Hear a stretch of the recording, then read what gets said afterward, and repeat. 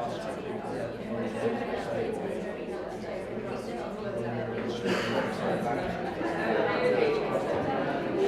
ASCL, we're the Association of School and College Leaders. We've got a great motto.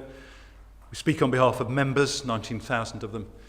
We act on behalf of children. Children need us, don't you think, more than ever to act on their behalf at the moment? Educating people about the development of the teenage brain is really important. It empowers teenagers to understand about how their brains are changing and what that means for their behaviour and their mental health.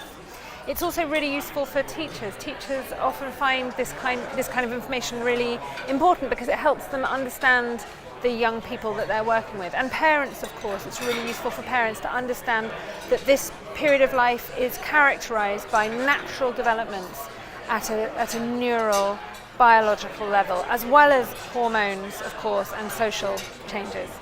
So one of the reasons that ASCL is so pleased to be involved with Partners In today is there's an opportunity to talk more broadly, to learn from a range of different people with a range of different expertise in terms of what do we know about the way young people's minds, brains develop, and how is that going to help them for the 100-year life that they've got ahead of them.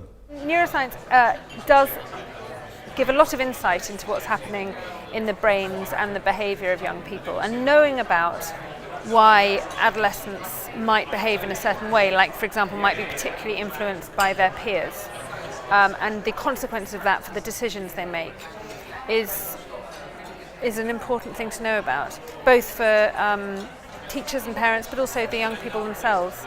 And I really believe the points for consideration for us working with teenagers is about helping them in their decision making, both when they're learning, about rewards, about intrinsic motivation, delayed gratification, all those things, but also risk management, because we want them to take risks, but we want them to manage those risks. We've got a lot of information about how adolescents learn best from lab-based studies. We now need to move that into real-life classroom contexts. Neuroscientists and psychologists need to work with teachers and actually with young people themselves in order to carry out these studies in the classroom. What we have an opportunity to do today is to lift ourselves beyond what has become partly a toxic and polarised debate, partly a narrow and mechanistic debate, and instead to say we have one chance with young people to help to understand what it is that's going on in their brains to help them truly to become human beings.